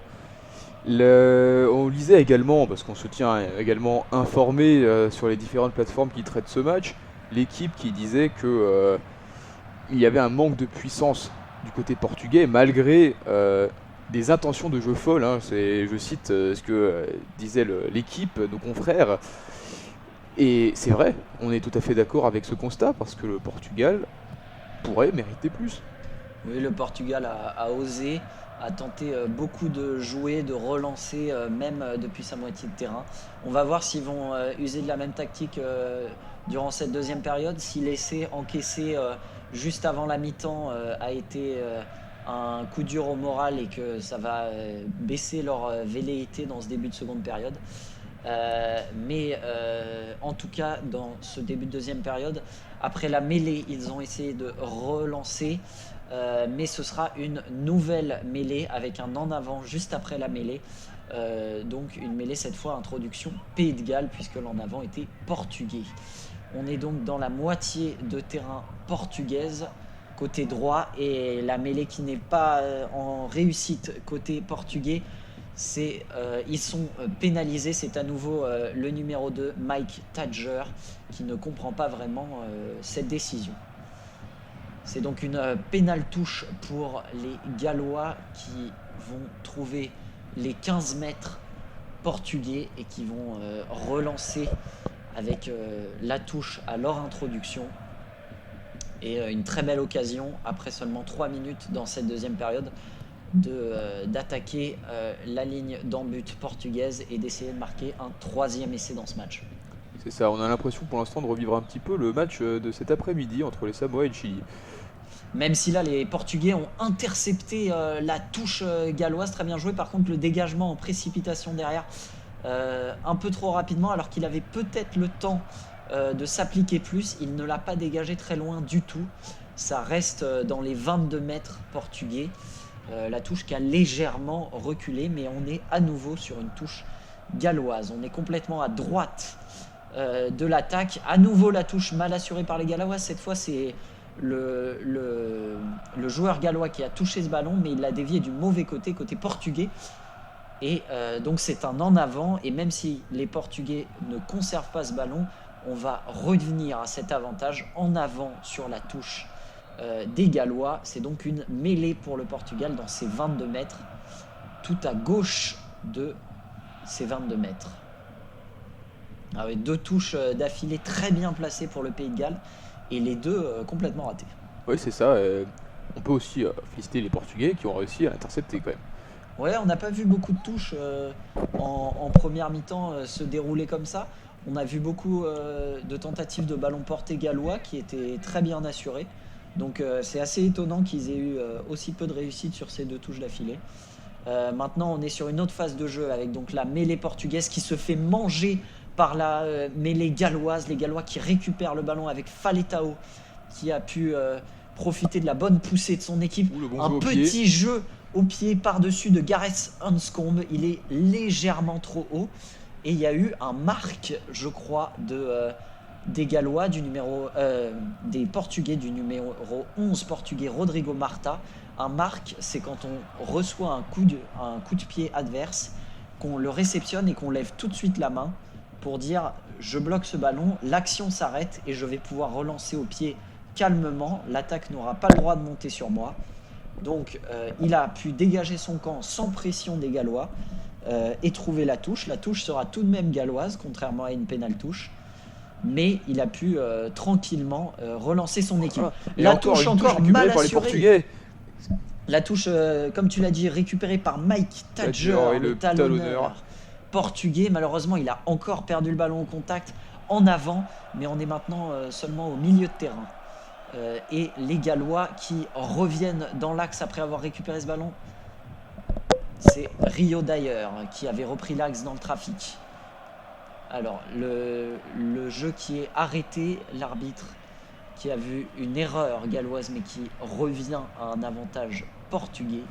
Alors qu'on voit Dan Bigard en tribune, un grand joueur gallois qui n'est donc même pas sur la feuille de match, mais un joueur qui a vraiment fait l'histoire du Pays de Galles, un des meilleurs marqueurs de l'histoire du Pays de Galles qui suit évidemment attentivement ce deuxième match de son équipe dans la Coupe du Monde. Oui, c'est ça, le joueur de Toulon notamment, qui compte quand même la bagatelle de 109 sélections avec les Gallois depuis 2008. On va essayer de dire son importance. 15 ans qui fait partie de la sélection galloise. Donc c'est une mêlée pour les Gallois au niveau des 40 mètres portugais, donc dans la zone C du terrain. On est légèrement à gauche. Et cette fois, c'est un bras cassé à l'avantage des Portugais. La pénalité qui est jouée rapidement par le demi-mêlée portugais Samuel Marques qui tente de profiter de la mauvaise couverture galloise, mais les Gallois qui ont juste le temps de se replacer pour récupérer le ballon, dégager à leur tour.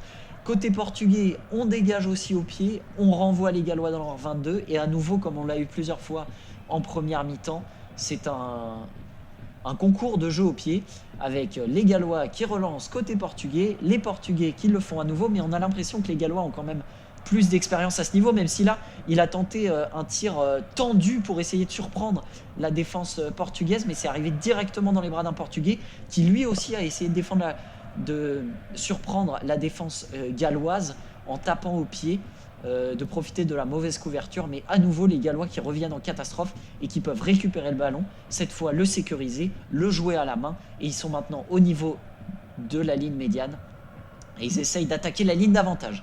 Il y a eu un cafouillage et une faute des Gallois, faute offensive, pénalité pour le Portugal au niveau de la ligne médiane. Une obstruction du Pays de Galles, donc un joueur qui s'est mis sur la route d'un défenseur volontairement pour empêcher ce défenseur de plaquer un coéquipier gallois. Alors qu'une décision très surprenante, d'après le geste de l'arbitre, il semblerait que les Portugais décident de prendre les points au pied sur cette pénalité alors qu'ils sont très très loin. C'est pas la porte à côté là. Ils sont, je dirais, à 60 mètres, ils sont plus loin que la ligne médiane, ils sont dans leur camp. Est-ce que ça va être confirmé? C'est le geste de l'arbitre qui tend ses deux bras. Ah non, c'est que quand même en zone B. La faute a été réalisée un peu plus tôt, avant que les Gallois avancent un peu plus. Donc on est bien dans la moitié de terrain galloise, légèrement après le milieu de terrain. Donc on est à un peu plus de 40 mètres. On est même à 50 mètres selon la statistique qu'on Ah vient oui, de voir. un peu plus de 40 mètres quand même. Oui, on est quand même à 50 mètres. Ça fait une petite différence, 10 mètres. Alors il faut tirer très fort. Alors la force, elle y était légèrement. Mais la précision il a... n'y était pas. Oui, voilà, il s'est trop occupé de la force, le demi de mêlée portugais Samuel Marques. Et ça passe légèrement à côté, mais c'était osé côté portugais. C'était osé, mais ça fait seulement une pénalité marquée sur les 3 tentés.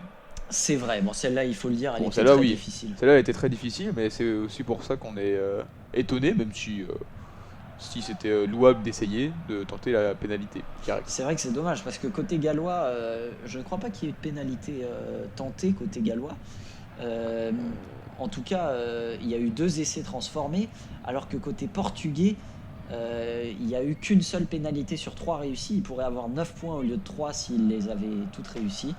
Donc évidemment, ça fait partie du jeu de rater des pénalités, mais il reste à 11 points du Pays de Galles. À nouveau, c'est assez mal payé. Pas mal de manque de réussite et là, pour le coup, de manque de précision au pied. Alors qu'on arrive à la 50e minute de jeu dans ce Pays de Galles-Portugal, toujours 14-13 pour les Gallois. 14-3, quelle erreur. À 10 points près, ça change tout. Les Portugais donc toujours à 11 points des Gallois. Et on observe un double changement avec la sortie du pilier gauche Nicky Smith et de David Jenkins, le numéro 5, le deuxième ligne gallois. Et donc une mêlée sur le dégagement au pied gallois, une faute galloise directement, et donc une mêlée pour le Portugal. Ça pousse très bien. On peut lancer une offensive en écartant. Oh, la passe pas du tout bien assurée dans l'axe. Et donc le numéro 13, Mason Grady, qui récupère le ballon côté gallois et qui écarte sur le côté. Luis Rizamit, soutenu par Alf Penny.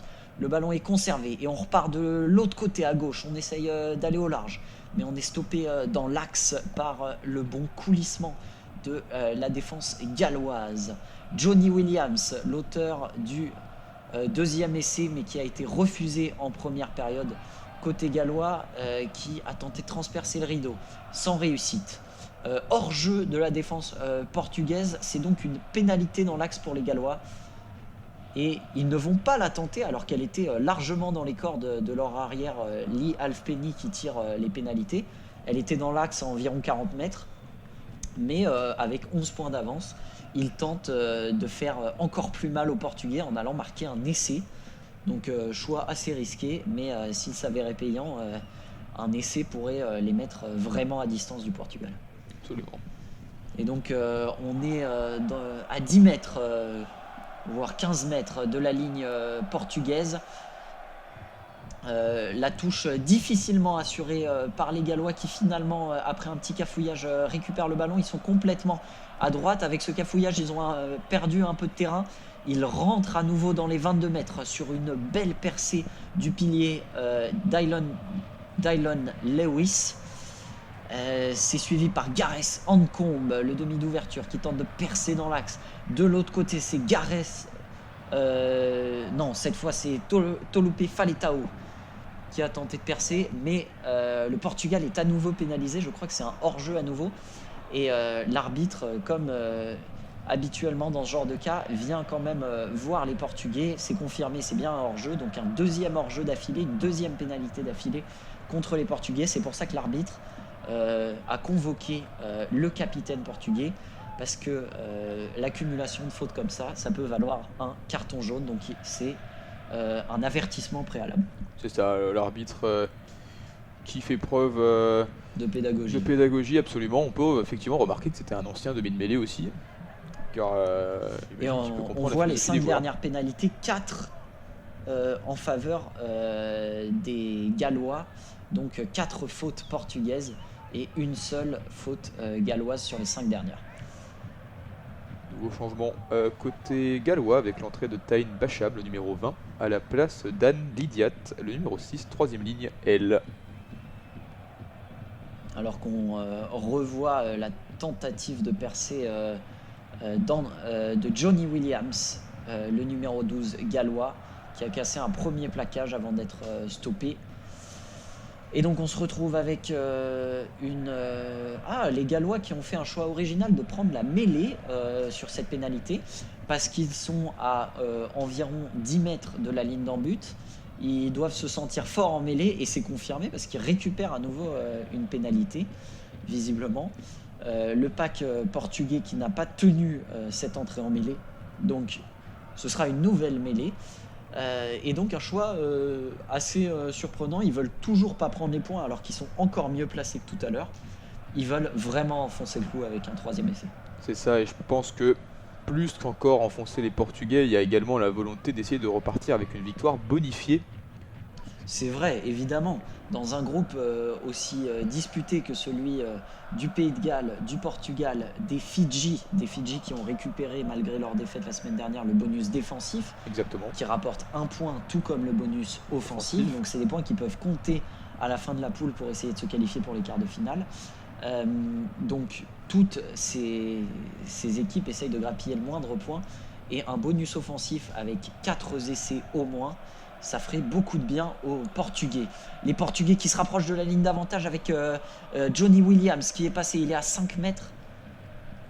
Et ça, c'est une pénalité pour le Pays de Galles qui a donc franchi la défense portugaise sur cette action après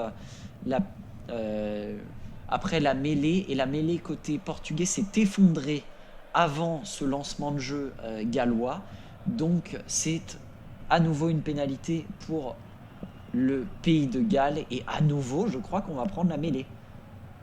Alors il doit y avoir plusieurs aspects dans cette décision de prendre des mêlées à répétition. Premièrement, peut-être qu'ils cherchent un carton jaune, comme on voit là le sélectionneur, c'était le sélectionneur gallois Non, c'était le Portugais, c'était Patrice Lagisquet qui était manifestement très énervé. Oui, alors est-ce qu'il est énervé des décisions de l'arbitre? Est-ce qu'il est énervé de la friabilité de son équipe en mêlée? En tout cas, ouais, il a fait preuve de beaucoup de velléité debout dans son box. Et les Gallois qui reprennent la mêlée. Donc cette décision probablement pour faire mal à la tête des Portugais, parce que une mêlée ça consomme beaucoup d'énergie. Quand on perd beaucoup de mêlées d'affilée, physiquement comme mentalement, ça fait très mal. Évidemment. Et en plus, vraiment, ils n'ont pas l'air de vouloir prendre les points et aller en touche. Ils ont l'air moins dominateurs en touche qu'en mêlée. La mêlée à nouveau totalement dominatrice des Gallois, c'est le demi de mêlée Thomas Williams qui a essayé de se faire la malle et d'y aller tout seul. Il a été finalement stoppé, mais il a pu avancer jusqu'aux 5 mètres. On fait maintenant travailler les avants qui font des pick and go, donc ils récupèrent le ballon et ils y vont tout seuls. Maintenant c'est du jeu à une passe, toujours avec les avants qui sont lancés, mais cette fois soutenus derrière par 2 piliers qui essayent de pousser le joueur en possession du ballon. Et on avance avec Faletao qui échoue à 1 mètre de l'essai. On est tout près du poteau gauche et on est à 1 mètre de la ligne d'en but. Ça avance et c'est validé par l'arbitre qui lève son bras sur un énième pick and go, donc de récupérer le ballon. Le joueur, l'avant gallois, qui est soutenu par plusieurs de ses coéquipiers. Visiblement les chocs ont été durs parce qu'il a un peu de sang sur la tempe, mais ça valait le coup en tout cas sportivement, parce que il réussit à mettre ce ballon derrière la ligne d'en but. Donc une phase classique de travail des avants devant la ligne, c'est-à-dire soutenu par le numéro 18 qui vient d'entrer en jeu, Thomas Francis, qui soutient. Alors il est pris par 3 joueurs, donc je n'arrive pas encore à voir qui a marqué cet essai pour le Pays de Galles. Il me semble que c'était Tommy Reffel, le numéro 7, à reconfirmer. À reconfirmer, en tout cas si c'était lui, donc ce serait le 3e ligne L. Et il a aplati le ballon non loin du poteau gauche, donc vraiment pas loin de l'axe, donc c'est facile à transformer pour Lee Halfpenny, l'arrière gallois, qui réussit sa 3e transformation du jour pour 3 essais, 100% de réussite pour lui pour l'instant, alors qu'on revoit les Gallois qui aplatissent en force après plusieurs séquences de jeu, les Portugais qui n'ont plus tenu. Et donc le score qui est de 21 à 3, 18 points d'écart maintenant. Et ça commence à être très dur pour les Portugais. Ça commence à être compliqué parce que, alors, avant la victoire, il y a aussi le bonus défensif en cas de défaite. Et même là, il commence à s'éloigner à 11 points à présent. Parce que le bonus défensif, on l'obtient quand on perd de 7 points ou moins. Donc ça voudrait dire 21 à 14. Donc il faudrait encore aller chercher à minima 2 essais. 2 essais dont un transformé. Voilà, exactement. Donc grosse mission pour les Gallois, les Portugais qui, on le rappelle, sont pas du tout favoris face à ces Gallois. Les Gallois qui ont récupéré le renvoi portugais et qui dégagent directement dans les 22 du Portugal, un peu en panique, l'arrière portugais Nuno Sousa Guedes, excusez mon mauvais accent portugais, qui dégage très court sous la pression galloise. Alors que tu peux nous confirmer il s'agissait bien de Tommy Reffel qui a réussi à marquer l'essai. A noter que l'arrière portugais Guedes se plaignait de crampes tout à l'heure. Donc effectivement on commence à constater, même sur cette action encore, cette attaque galloise, que ça commence à être compliqué physiquement pour les Portugais. Ouais, peut-être d'où un autre intérêt de la mêlée, comme on le disait, qui physiquement fait très mal aux organismes. Alors lui c'est un arrière, donc il n'est pas dans la mêlée, c'est les avants qui poussent dans la mêlée, sauf exception en cas de carton jaune par exemple. Mais même sur toutes les offensives galloises, notamment sur les pick and go juste avant l'essai, les avants ils font très mal aux défenseurs quand ils arrivent à plusieurs, un pilier supporté par d'autres première ou deuxième ligne. Pour plaquer ça, il faut vraiment donner de son corps, et pour une équipe inexpérimentée comme le Portugal, ça commence à faire mal. Alors que c'était une situation un peu atypique, il y a eu une pénalité pour le Portugal sur l'offensive galloise et ils ont pris la pénale touche. Le joueur portugais qui a essayé de la tirer loin, mais du coup il a tiré juste le long de la ligne de touche. C'était bien dehors, mais Rhys Zamit, l'ailier en couverture côté gallois, a essayé de se jeter pour taper le ballon et le remettre dans l'aire de jeu avant qu'il sorte, pour pas que les Gallois, les Portugais récupèrent la mise en jeu, puisque c'était une pénale touche. Mais malheureusement, il est sorti avant, ça aurait été un joli geste technique. Mais heureusement pour les Portugais, par contre, qui ont un beau lancer au niveau de la ligne des 22 mètres. Il est difficilement assuré, mais il est récupéré sur la gauche de l'attaque et on peut écarter cette fois vers la droite. Le demi de mêlée qui avait été consumé, mais qui a le temps de revenir. On continue à essayer d'attaquer avec les avants. On est toujours au niveau de la ligne des 22 mètres, toujours vers la droite. On continue dans le côté fermé. Cette fois, on essaye de jouer avec les ailiers, avec l'ailier portugais qui retourne dans le trafic, qui contourne quelques plaquages, mais cette fois qui est pris par les pieds. Il tombe à l'entrée des 22 mètres. On peut enchaîner côté portugais. Les soutiens arrivent vite, donc on enchaîne les phases, les rucks qui se déroulent rapidement et qui s'enchaînent les uns et les autres. Le numéro 23, Raphaël, est sorti, qui avait cassé un plaquage mais qui tombe sur le deuxième. On est toujours entré un tout petit peu dans les 22 mètres, mais on n'arrive pas à progresser plus pour l'instant côté portugais. Peut-être en écartant là sur l'aile, la passe mal assurée, mais le numéro 23 à nouveau, Raphaël, est sorti, qui a essayé de passer sur le côté, de déborder la défense galloise, mais il est poussé en touche juste avant d'arriver dans les 5 mètres, poussé en touche par la très bonne défense de Rio d'ailleurs, il me semble, le numéro 11 gallois qui a poussé en touche son vis-à-vis. Ce sera donc une touche pour les Gallois, mais une touche dangereuse puisqu'elle est dans leurs 22 mètres, eux qui assurent mal leur touche sur ce début de deuxième période.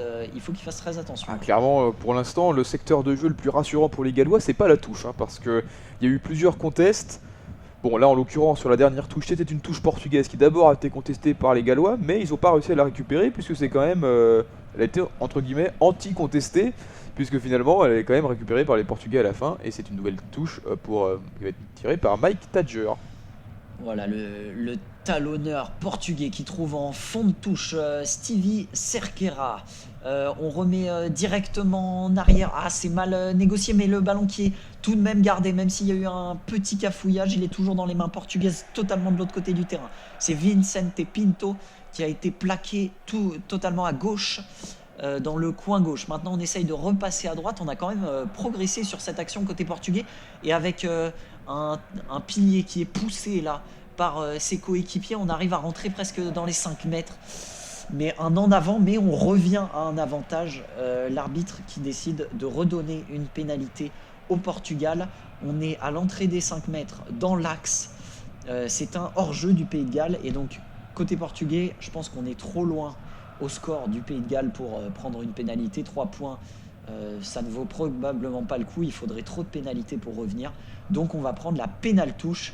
Évidemment pas la mêlée, contrairement aux Gallois, puisque les Gallois surdominent dans ce domaine en deuxième période. Mais la touche, où justement les Portugais sont plus à leur avantage dans ce match. Donc choix vraiment logique. Et on est donc sur une pénale touche au niveau des 5 mètres. Ah là là, c'est beau cette image, Mike Tadger qui est face aux supporters portugais sur le côté ici et qui sourit alors que les Portugais scandent son nom et scandent Portugal. Et une super combinaison, c'est exceptionnel ce qu'a fait le Portugal. C'est avec le milieu de ligne qui est trouvé par Mike Tadger, mais on renvoie directement le ballon vers la ligne de touche. Les Gallois qui ont tout de suite essayé d'aller sur le porteur du ballon qui avait été porté par ces joueurs et qui avait complètement oublié dans le coin un joueur portugais qu'on va essayer de déceler. Combinaison, et c'est Rafael Simões qui parvient à marquer l'essai, le numéro 7 portugais. Le troisième ligne, qui a réussi à s'incruster, une superbe combinaison, c'est sûr que c'est travaillé à l'entraînement. Ah, ça c'est une certitude, et puis ça fait plaisir de voir la joie sur les visages portugais. C'est mérité, franchement. C'est très mérité, enfin bon, oui, c'est clairement mérité. Ouais, on parlait de Mike Tadger qui se retourne vers son public, le poing serré. J'aurais pas envie de jouer contre lui au bras de fer. Et justement, les belles images avec les Portugais qui sont, c'est superbe à voir. Ils sont avec leur drapeau et ils célèbrent avec une fougue immense, même s'ils sont encore pour l'instant à 13 points. Mais tout est encore faisable. C'est la 63e minute de jeu, 21-8 pour l'instant pour le Pays de Galles, en attendant la transformation de Samuel Marques, le demi de mêlée portugais, mais c'est en coin avec cette superbe combinaison en coin. Donc elle est très dure à rentrer et elle ne sera pas assez croisée. Elle touche le poteau encore une fois. C'est terrible, deuxième fois qu'il tape le poteau extérieur. Là le poteau gauche, mais elle était très très dure à prendre celle-là. Donc un bon demi de mêlée portugais, mais il fait évidemment pas partie des meilleurs botteurs du circuit mondial. Ouais, malheureusement, c'est pas un grand jour aujourd'hui parce que il avait 3 pénalités ratés, hein. Et une transformation, et effectivement, ça fait 4 ratés donc. Non, il a réussi une. Oui, mais 4 coups de pied ratés, 3 pénalités ratées et une transformation. Oui, très juste, excusez-moi. Alors que les Gallois dégagent loin dans les 22 mètres portugais. Est-ce que les Portugais peuvent être complètement relancés par ce magnifique essai, par la ferveur de leur public qui est présent et bruyant au stade de Nice? Pour l'instant, on pose un ruck pour permettre au demi de mêlée Samuel Marques, qui vient justement de rater la transformation. Il peut dégager au niveau des 40 mètres gallois dans la zone B du terrain, tout à droite. Donc ce sera une remise en jeu galloise au niveau de leurs 40 mètres. Donc 21-8, 13 points de retard, ça serait 2 essais transformés. La solution la plus rapide pour les Portugais s'ils voulaient repasser devant le Pays de Galles. Même s'ils ne venaient pas à gagner, si on en restait là, il reste beaucoup de temps pour que le score change, mais mettons qu'on en reste là, ce serait déjà un exploit du Portugal. Ce serait déjà une très belle performance de leur part. Une superbe performance. Et en tout cas, et là, il récupère la touche, vraiment les Gallois. Complètement raté par les Gallois. C'est Mike Tadger justement qui lui était pas dans l'alignement puisqu'il était à l'honneur, il lance les touches. Et là, comme c'était un lancer gallois, il était derrière et il a pu récupérer ce ballon. Et les Gallois qui rentrent donc dans les 40 mètres, cette fois ils sont passés à gauche du terrain, dans les 40 mètres de cette zone B du camp gallois. Ils sont maintenant revenus dans l'axe, il y a du grabuge dans le ruck, mais finalement ils peuvent récupérer la possession du ballon et jouer en une passe pour les avants, essayer de stabiliser une offensive ou alors lancer une petite combinaison qui a été bien lue, une combinaison à une passe dans l'axe du terrain à nouveau. Mais ça avance, hein. Chaque ballon porté par les Portugais avance et on est bien dans les 40 mètres maintenant. On est bien au milieu de la zone B. Exactement, le milieu de cette zone B, une des 4 de cette description ASA. On arrive moins avancé maintenant, on est passé sur la droite du terrain, toujours par ce petit jeu à une passe. Avec Marques qui récupère pour le numéro 11, Rodrigo Marta. Oh, il est bien poussé par ses joueurs, il arrive à franchir, il a cassé un plaquage avec le soutien de 2 coéquipiers. Oh, du jeu à une passe Oh là, c'est superbe. magnifique. Oh, mais ça a été bien défendu par les Gallois avec une passe après contact qui a été gênée par le bout d'une main galloise. Alors, on va revenir à un en avant portugais parce que justement, côté portugais, on a tenté des passes après contact, donc ça a permis des franchissements, ce qui était superbe. Mais une dernière passe après contact a été gênée par un Gallois. Elle est donc partie en avant. Ce sera mêlé au niveau de la ligne des 22 mètres pour le Pays de Galles. Donc le Pays de Galles entre sa zone A et sa zone B. On sent que les Portugais, ils ont pas du tout abdiqué, ils sont vraiment encore à fond dans le match là. Et ils sont même relancés clairement depuis ce nouvel essai. Les ballons portés, ballons en main pour les Gallois, 128 contre 86 pour le Portugal. Ils ont quand même repris un peu la main sur le jeu depuis le début de match un peu fou et presque à l'avantage des Portugais, en tout cas dans les toutes premières minutes. Mais les Portugais qui jouent vraiment un beau rugby, qui tentent beaucoup de choses, comme ces passes après contact ici qu'on a vu au niveau de la ligne des 22 mètres gallois. C'est pas bien payé sur cette action. La combinaison juste avant avait été elle bien payée. En tout cas, le Portugal, comme tu le dis, Ludovic, ne s'avoue pas du tout vaincu et met en grande difficulté là les Gallois, même sur cette mêlée, alors que pourtant la mêlée, c'est le secteur que les Gallois, qui réussit plus aux Gallois que la touche. Ouais, mais pour le coup, la sortie de balle a été gênée par les Portugais. Côté gallois, on essaye de stabiliser un ruck peut-être pour dégager son camp. On a avancé un peu, on a passé la ligne des 22 mètres et on essaye toujours d'avancer avec cette fois Faletao qui essaye de gagner la ligne d'avantage, de taper fort dans la défense portugaise. On ne joue pas au pied pour l'instant, même si là, pour l'instant, Gareth Anscombe a l'air de préparer ça. C'est Johnny Williams qui a tapé cette chandelle bien disputée en l'air par Rio Dyer.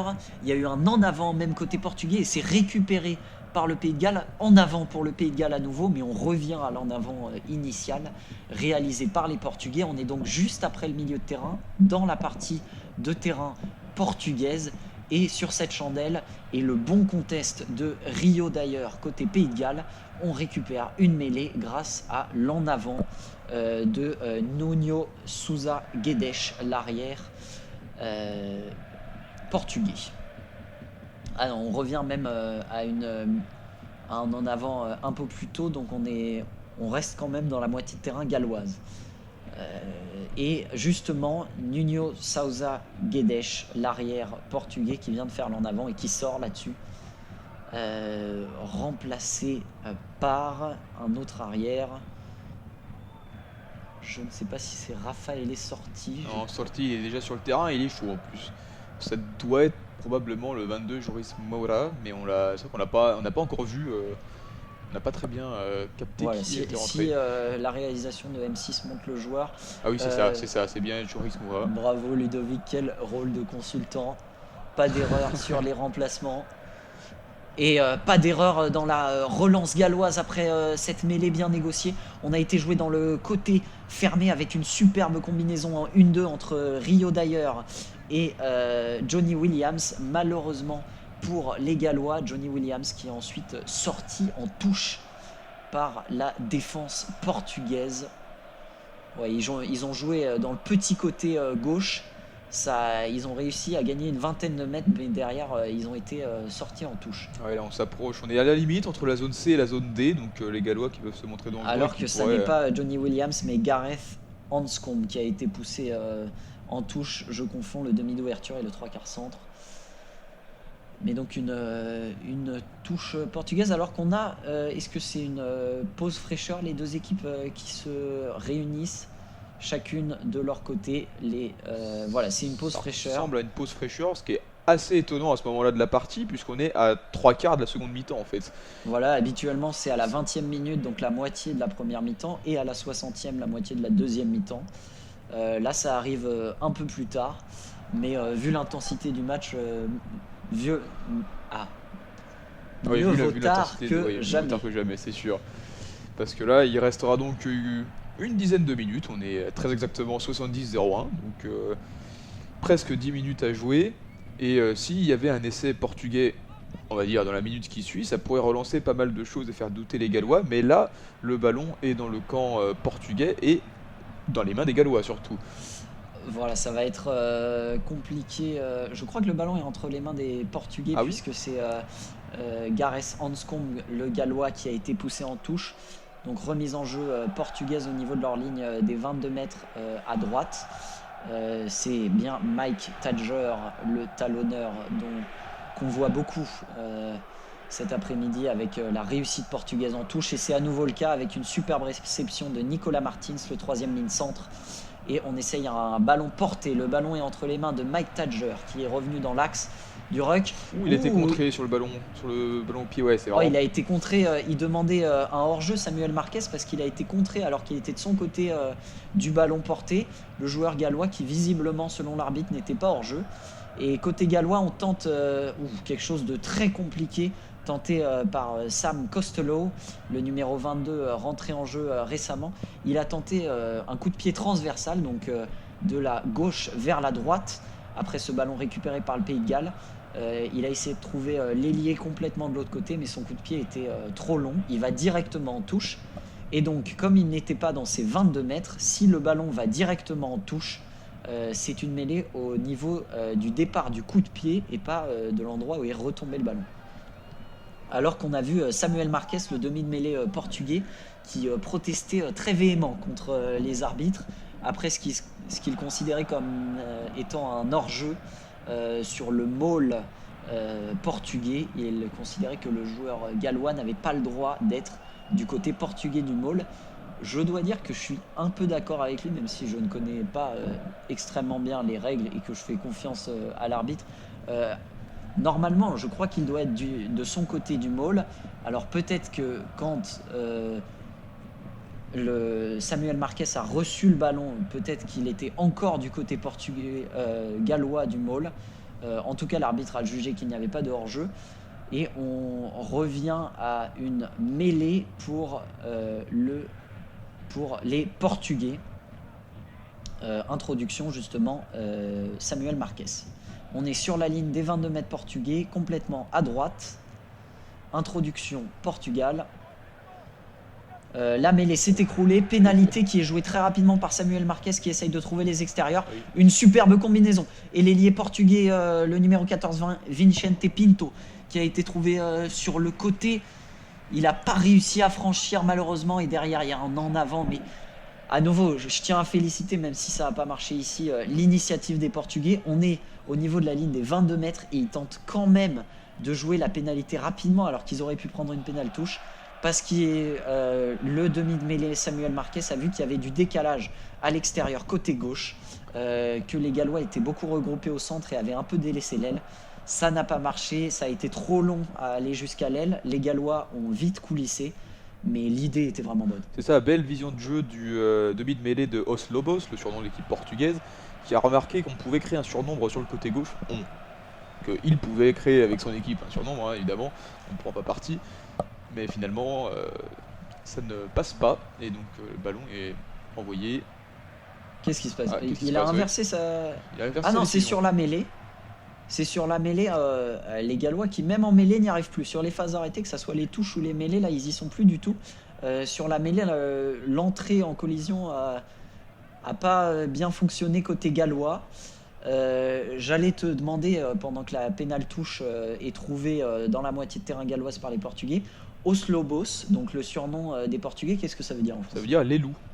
D'ailleurs, Ouais. on a vu quelques supporters portugais dans les travées du stade niçois, avec un petit couvre-chef qui représente une gueule de loup.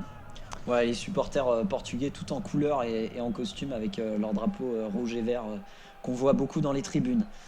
Et ils sont probablement heureux de cette offensive suite à la touche qui va vers l'axe du terrain. Le ballon toujours dans les mains des Portugais qui sont dans la moitié de terrain galloise, presque au niveau des 40 mètres maintenant. Oh, le ballon qui a été récupéré par les Gallois, une passe mal assurée, l'interception. Il n'a pas réussi à percer très loin, mais il est revenu dans la moitié de terrain portugaise directement et le ballon toujours entre les mains Oula, galloises. encore une fois c'est l'attaque de Riz Zamit, celui qui Zamit, avait marqué le premier essai, qui a transpercé et ça va être essai pour les Gallois. C'est terrible pour le Portugal. L'interception galloise dans l'axe, Riz Zamit qui contourne la défense, qui arrive à trouver un espace dans l'axe et qui à l'intérieur trouve le soutien de Gareth Davis. Gareth Davis qui parvient à marquer l'essai du bonus offensif pour les Gallois. Et qui était un peu le suspense. C'est dur côté portugais, ils étaient à l'offensive, une passe mal assurée, interceptée, et il faut souligner le travail de Louis Riz Zamit, le 3/4 L des Gallois, qui déjà avait fait un superbe travail avec ce coup de pied à suivre en tout début de match pour le premier essai. Là, dans un registre différent, il est dans l'axe du terrain, il vient contourner la défense qui s'était mal réorganisée puisqu'ils étaient sur l'offensive, les Portugais. Il trouve un espace et après il a la lucidité de casser plusieurs plaquages avant et ensuite de trouver dans l'axe, comme tu l'as bien souligné.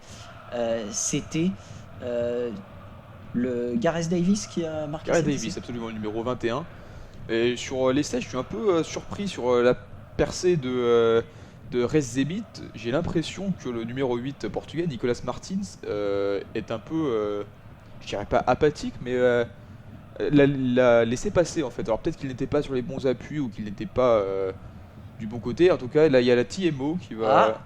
C'est très étrange parce que la transformation a été passée et on revient quand même sur l'essai. Pourquoi l'essai pourrait-il être annulé? Peut-être l'essai n'est pas annulé, mais peut-être. Alors l'arbitre signale qu'il n'y a rien de nouveau. C'est ici, regarde. Ah si, l'essai annulé. Il y a eu obstruction, il me semble. Sur alors la ça va être indiqué. Donc à la 75e minute de jeu, alors qu'on croyait que le score était de 28-8, il est en fait bien de 21-8. Pénalité pour le Portugal. Alors j'avoue, c'est une obstruction. Exactement. Bien joué Ludovic, c'est confirmé par la réalisation de M6. Alors c'est dommage pour le Pays de Galles parce que c'était un superbe essai avec un superbe travail de Riz Zamit. Mais côté Pays de Galles et côté suspense, c'est pas mal parce que ça offre une pénale touche pour le Portugal. Côté Portugal, c'est vraiment avantageux. Et donc, une pénale touche, on arrive à trouver les 40 mètres à gauche. On est dans le camp gallois. Et si la touche n'est pas assurée, ça aurait été l'occasion, il fallait marquer très vite pour se donner l'espoir de revenir dans ce match et peut-être d'accrocher la victoire, soyons fous. C'est pas fini encore, mais là le ballon est en possession des Gallois. Il reste moins de 4 minutes avant la sirène. Il faudrait que les Portugais marquent avant la sirène pour avoir une chance de récupérer le ballon avant la fin de match et s'offrir une dernière occasion. Oula, il y a eu un gros contact parce que sur un dégagement des Gallois au pied, il y a eu une bonne réception du numéro 14 Vicente Pinto, le numéro 14 portugais, mais en retombant, il a mis son pied dans la tête de Josh Adams, le nouvel entrant côté gallois. Alors, c'est complètement involontaire, mais c'est peut-être sanctionnable. Hein. C'est terrible. C'est vraiment pas de chance pour Josh Adams parce que donc Vicente Pinto, qui est complètement concentré sur le ballon, sur comment le réceptionner, il saute en l'air et en retombant, il fait pas du tout attention à son pied. Et c'est pas de chance pour lui aussi parce que là il y a vidéo arbitrage, peut-être une sanction. Alors que je suis quasi sûr que c'était pas volontaire. Oui, c'est certain, il regardait juste pas, mais c'est quand même une faute en soi parce qu'il retombe de manière un peu étrange quand même. Et il tombe les pieds en avant, même s'il le fait pas exprès, c'est un geste dangereux qui pour le coup arrive dans la tête, donc d'autant plus dangereux. Faudrait voir le visage, j'ai l'impression que ça arrive dans l'œil droit de Josh Adams. Hein. C'est ça, c'est dans la tempe, tout ça. Crampons directement. Est-ce que on voit pas pour l'instant le visage de Josh Adams, voir s'il est bien amoché? C'est un peu inquiétant. Donc carton jaune. C'est dur pour lui parce que c'est pas volontaire, mais c'est tout à fait logique parce que les pieds en avant dans la tête. Le mot d'ordre pour cette Coupe du Monde, c'est notamment la protection des joueurs. Et là, effectivement, je vois pas comment est-ce qu'on aurait pu ne pas le sanctionner au moins d'un jaune. Et bunker, c'est-à-dire que alors c'est le premier parce que il n'y avait pas eu de bunker sur le premier carton jaune de ce match, c'était pour les Gallois avec Johnny Williams. C'est-à-dire que là, il y a une suspension de 10 minutes, une expulsion de 10 minutes pour le joueur portugais, et durant ces 10 minutes, ce laps de temps, les arbitres vidéo vont décider si ça mérite seulement un jaune ou si ça méritait un rouge, ce qui n'a pas d'importance pour ce match-là puisqu'il ne reste que 3 minutes à jouer, donc il ne pourra pas re-rentrer dans tous les cas. En revanche, ça peut avoir une incidence sur le match suivant parce qu'il sera suspendu. Exactement, alors que pendant ce temps, les Gallois ont joué la pénale touche et tentent un maul après la remise en jeu sur touche. Le maul qui est déplacé dans l'axe du terrain, qui n'avance pas. On va essayer d'écarter maintenant à gauche du terrain. Le ballon qui a été perdu au contact, c'est un en avant en effet pour le Pays de Galles. Récupération portugaise et donc ce sera une mêlée pour le Portugal dans ses 22 mètres, légèrement à droite de sa défense. Alors que c'est Josh Adams, je crois, qui a lâché ce ballon. On le voit pester, mais je tiens quand même à signaler, vous étiez en train d'expliquer la règle concernant le changement carton jaune, carton rouge, donc je n'ai pas interrompu, mais on a vu à l'image, il y a un superbe geste qui a été montré, Josh Adams qui a été voir Vicente Pinto alors que celui-ci sortait après son carton jaune et qui a été lui faire un geste d'affection. On dirait qu'il lui disait je comprends que tu n'as pas fait exprès, C'est ça. je t'en veux pas. Donc, ouais, effectivement, geste plutôt classe à noter. Et là, la sortie de Mike Tadger qu'on a vu tout le long du match, qui a été, Impérial en qui a touche. été peut-être pas impérial parce qu'il y a quand même certaines touches qui C'est n'ont vrai, pas c'est abouti, vrai, il en a mais raté quelques-unes. qui a quand même été très bon. Et c'est de lui que ça part aussi, l'essai portugais, vu que c'était sur une touche et une combinaison. Alors que la mêlée jouée par les Portugais, très difficilement assurée dans leurs 22 mètres, c'est un immense cafouillage et ça va être une mêlée côté gallois cette fois. Alors est-ce qu'il y a eu un en avant au milieu de ce cafouillage côté portugais qui justifierait cette mêlée, ou alors c'est une mêlée inversée parce que la mêlée galloise a pris l'ascendant sur le Portugal. En tout cas, c'est une très belle occasion pour les Gallois qui sont sur l'ensemble du match pas trop mauvais sur la mêlée, même s'ils ont eu plusieurs mauvaises expériences sur les 2 ou 3 dernières mêlées. Là, une grosse célébration parce que l'occasion surtout, elle est que s'ils arrivent à extraire le ballon, ils sont maintenant à 20 mètres de l'embut portugais grâce à cette mêlée inversée. Ils sont dans l'axe, donc ils peuvent ouvrir à droite comme à gauche. Ça va être très très dur à défendre côté portugais et ça pourrait faire un 4e essai côté gallois qui serait pas du tout anecdotique. Non, effectivement, parce que le bonus offensif, il va être très très important parce que les Pays de Galles derrière, ils ont encore du lourd parce qu'ils vont jouer l'Australie et ensuite ils iront jouer contre la Géorgie. Donc ils n'ont pas du tout assuré de gagner les 2 matchs. Donc quand on voit par exemple que les Fidji, qu'ils ont battu la semaine dernière, ont obtenu 2 points. Et oui, parce qu'ils avaient récupéré le bonus offensif et défensif qui sont cumulables. Donc défensif, comme tu l'as dit, par rapport au Portugal qui pouvait l'espérer, maintenant ça n'est plus possible. Moins de 7 points ou moins, une défaite de 7 points ou moins, et le bonus offensif avec 4 essais, sachant que les Gallois en ont pour l'instant 3. Ce serait donc une très bonne idée pour eux d'aller chercher ce point en plus offert par le bonus offensif. Ça leur ferait 5 points avec la victoire qui se profile ici et qui maintenant est certaine.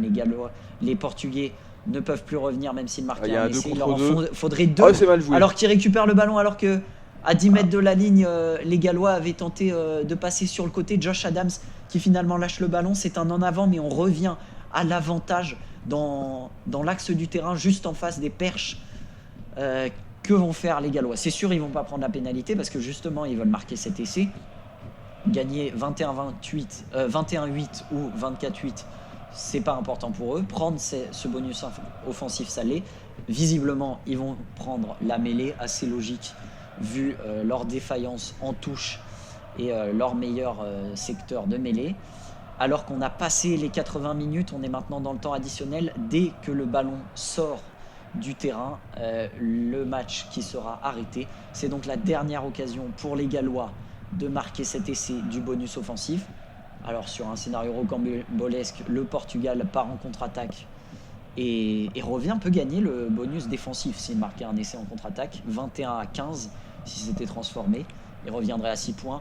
C'est très peu probable. Là, la probabilité de cette fin de match après cette mêlée, ça serait une victoire bonifiée du Pays de Galles, ou s'il n'arrive pas à marquer, une victoire tout court.